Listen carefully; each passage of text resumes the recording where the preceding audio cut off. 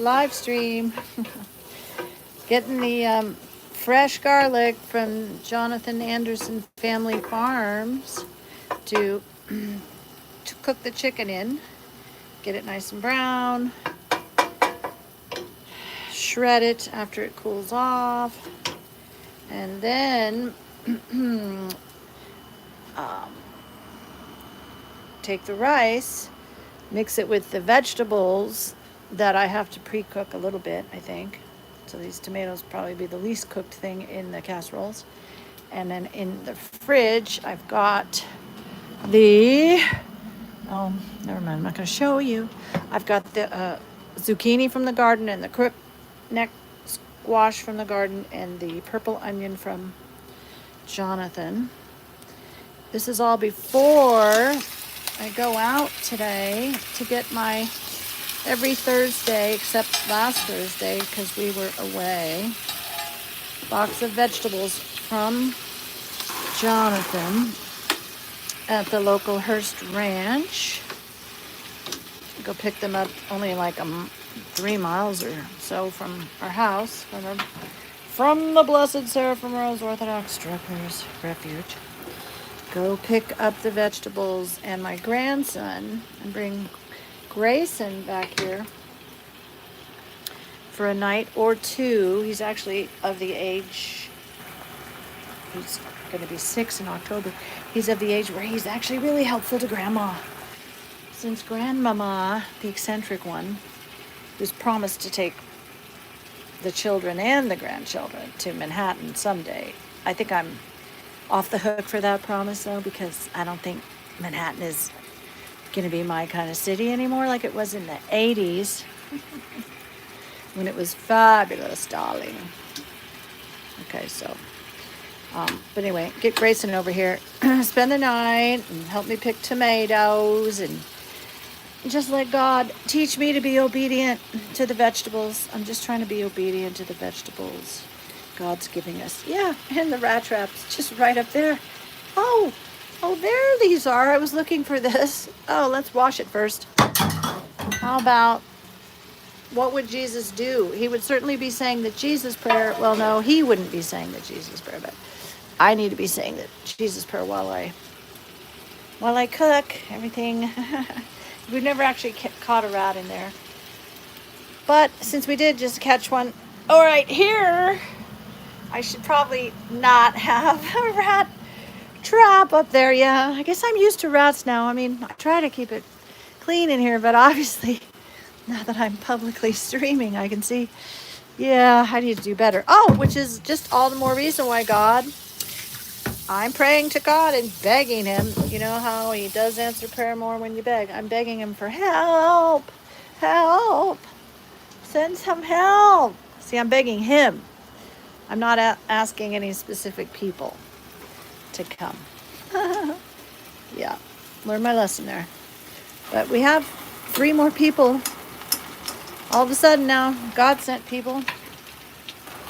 Really working out fantastic. Hi, everybody. Mateo and Julian. Priscosi. Are any of you guys Orthodox Christians? I mean, I don't care if you are or not, but I'm just curious. I don't recognize any of my, for sure, friends that are Orthodox that sub to me. I'm just curious if anyone is. Anyway. Yeah. God sent 2 helpers, one to learn the candle business end. You don't know if God sent you. I'm not religious, but find religion fascinating. Oh, well, I have found every religion I've ever been in beyond fascinating. So I started out in the religion of basically at 15. Sex, drugs, rock and roll was my religion for quite a while. And including having an abortion at 19. Then I found hallucinogenic drugs a great, fascinating religion.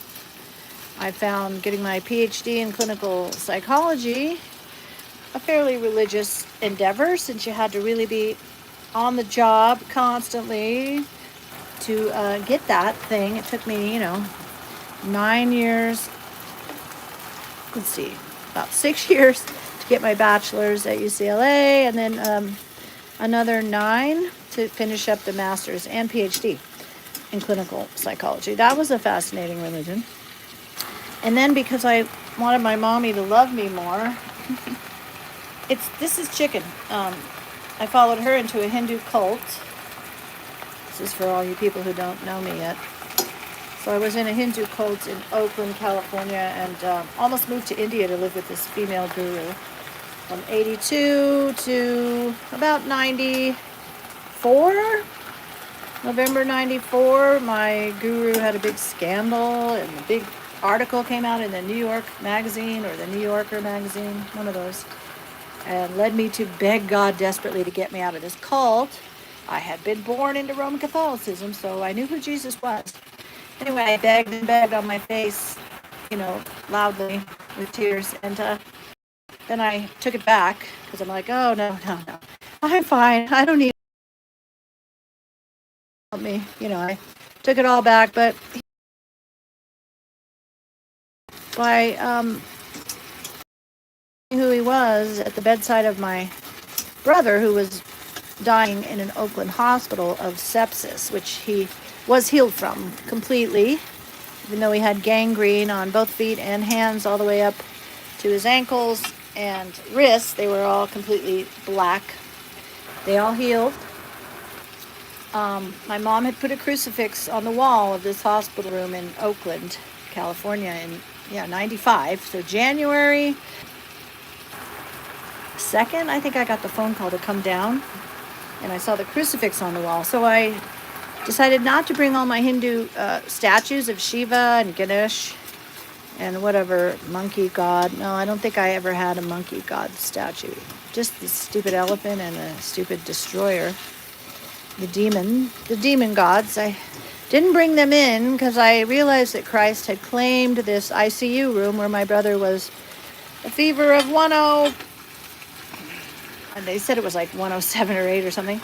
And no, I don't hate Hinduism. I don't hate anything. I just have to share my experience. So it was very demonic, because demons are basically, all those gods are false gods, which means they're demons. So they are fooling and tricking millions of people for thousands of years. Yep, because that's what existed on earth before Jesus came, and really it was time to show everybody what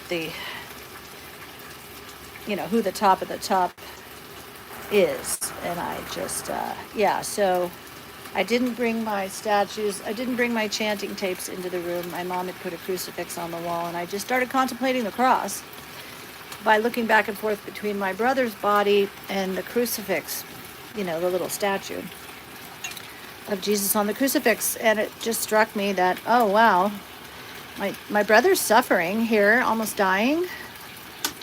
But Jesus, wow, maybe you really suffered. Oh, maybe you really suffered for me.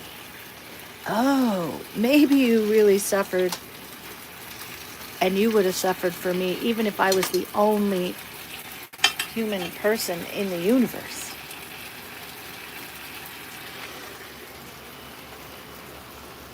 And once that realization hit me, that he would have died just for me, I was like converted pretty suddenly, instantly, and intensely, all the way to me a couple days later, after just feeling like I'd met Jesus. Actually, I felt his presence in my bedroom in the house I grew up in when I went to sleep there one night while my brother was still near death, but not so close to death that I couldn't leave. I basically became glued to my brother, whom I didn't even like. We didn't have any relationship. I became glued to him, and canceled all my psychology therapy clients and just stayed by my brother's bed and spent the night in there. But he started to get a little better, and I was thinking a lot about Jesus by now, and I had to go to the drugstore to get some stuff. So I started walking up this street, Piedmont in Oakland, and all of a sudden there looms up ahead of me, as if coming out of the mist, because it was a misty morning in the Bay Area. You guys will have to get my book so you can read more details on this.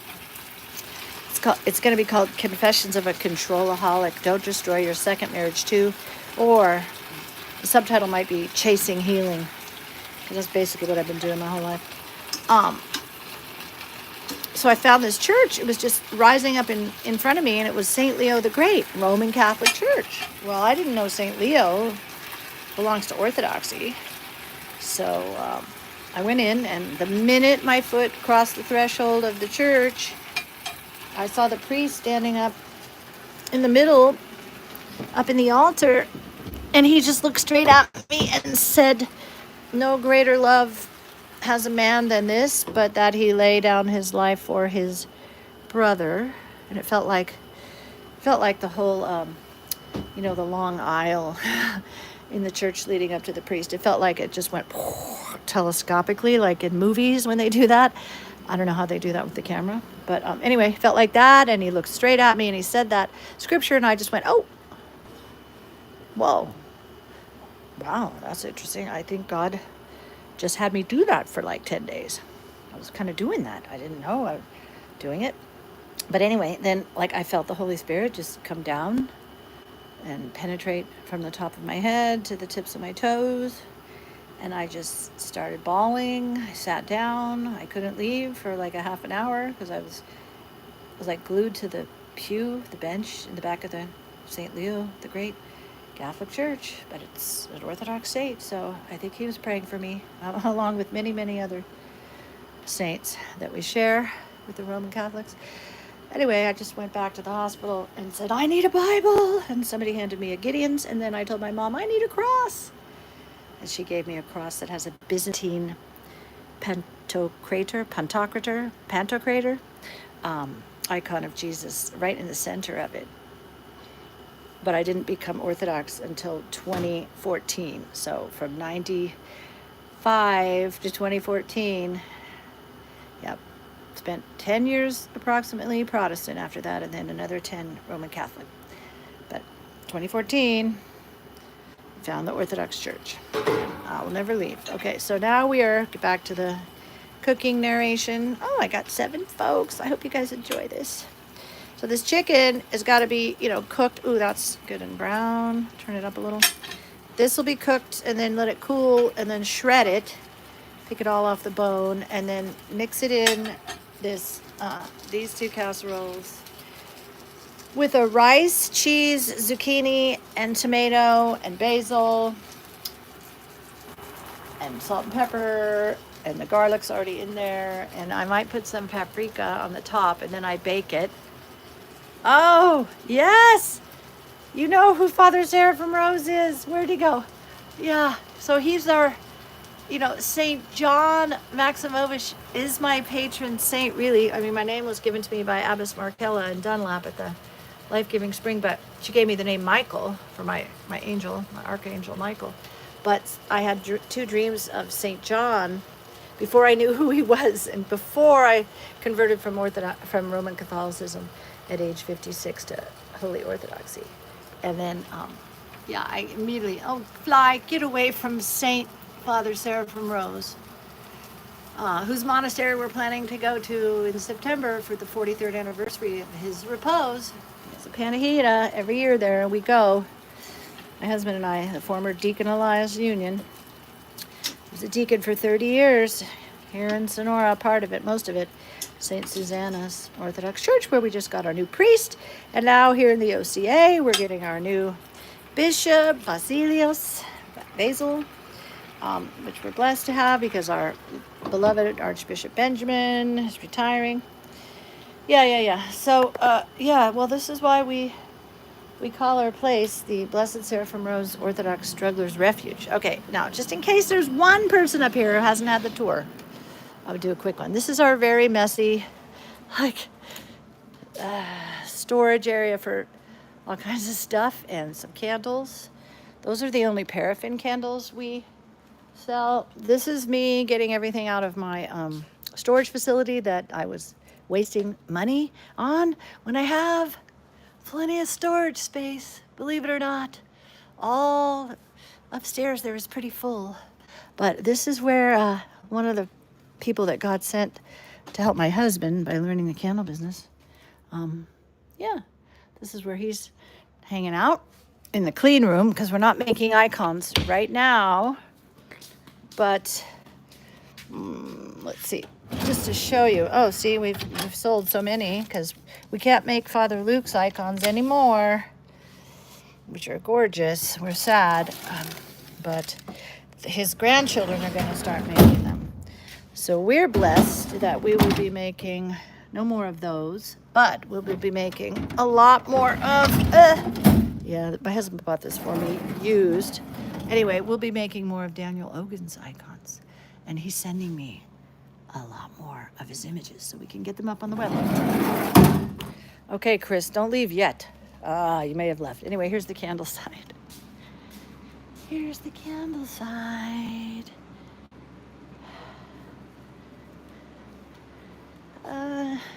Yeah, I guess we're waiting for wax. Okay, that's it, guys. I gotta go back to my chicken now, so I don't let it burn. Oh, but you're still here. Okay, here's the wood shop. So you can see we need help. I'm just praying to God that he sends people. We have one little tiny house, the St. Seraphim Cottage, that is almost finished being built. Oh, you're an iconographer. Well, Chris, Google you. Okay, I can Google you. I hope I remember this. This is our art studio, which is obviously not functional right now. But what I'm hoping to do really soon is we have 300 of these on cardstock that no one else has, I don't believe. And then I want to turn these into chandeliers with candle cups and then, little chains to go up and have it be a chandelier that you could lower down over your table. This is just one. So I have like 150 of these to make into chandeliers by welding on the candle cups. They could also be just freestanding, candle holders on your table. This is where our Vladimir, a wonderful Full for Christ pilgrim, was here a summer ago making little tiny icons on rocks, which we'd love to get him back. He went to a monastery in New York, for now at least. Maybe he'll come back to Mother Catherine's monastery soon.